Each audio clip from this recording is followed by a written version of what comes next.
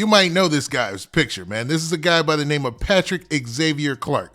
Now, Patrick Xavier Clark is the man who's being accused of shooting and killing Takeoff.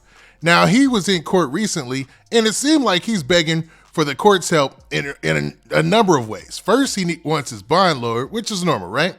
Then he also is looking to see if the judge can shoot him some $5,000, I believe, in order for him to be able to hire a private investigator.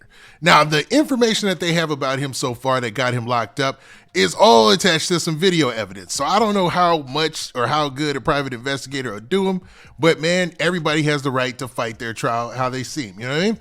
So let's go ahead and play this news clip of this guy recently in courts. Patrick Clark entered the courtroom handcuffed in an orange jumpsuit days after Houston police arrested him. Prosecutors accused Clark of pulling the trigger, killing Migos rapper Takeoff. This morning, basically, it was just formality. We set this for a bond reduction hearing next week on Wednesday. We think that's important, that his constitutional rights are protected. Now, I believe that was his lawyer that was talking right there.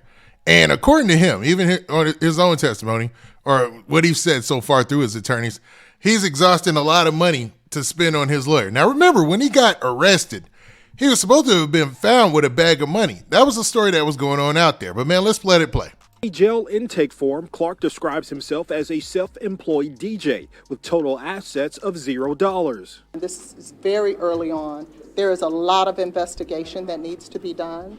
There are a lot of witnesses that needs to be talked to, and there are a lot of things that we need to do. But a pressing question many had concerned the recently purchased passport, large sums of cash, and a planned trip to Mexico by... Now, to say that doesn't sound suspicious. They wildin', man.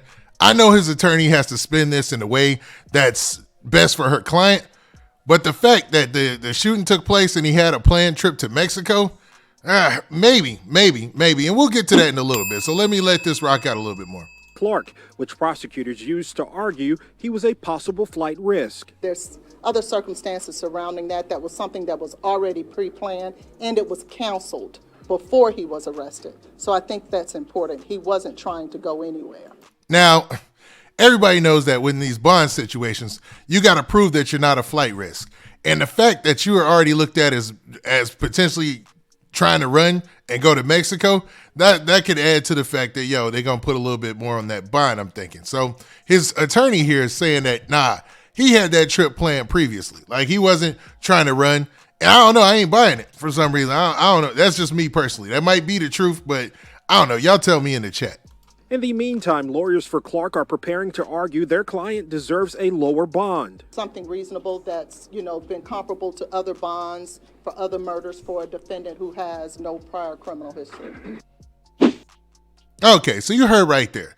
They're basically trying to say that since he has no priors and he can prove that trip was planned before he got arrested, that they should give him a more reasonable bond for somebody who's out on murder. Now, in Texas, I don't know. For a shooting death, I'm not sure on what the bond amount could be. Now, I seen somebody in the chat say a lawyer for a murder case, a real good trial lawyer will cost you $100K. So it is possible that he exhausted all his funds in order to obtain this legal representation, man, which, it sounds bad, but if you're guilty, ain't nobody going to feel sorry for you. Now, at this time, we don't know if he's innocent or guilty, right? We're just starting to find out exactly who he is and a little bit of his background. Now, I've seen videos floating around saying that this dude actually caught a body before, like he had shot somebody previously. I think it was on maybe TikTok or something. There was a clip going around, or Instagram, where it was somebody, I want to say it was Real Tune TV. Y'all correct me if I'm wrong. And it was talking about dude had caught a shooting case before, but he had walked on it. So if that's true, and he still legally has a clean record, I don't know. This is going to play out in a weird way. I think that a lot of people, once they heard somebody was arrested and who it was associated with, they already assumed that he was guilty. But this court case is going to play out in the public like crazy, man.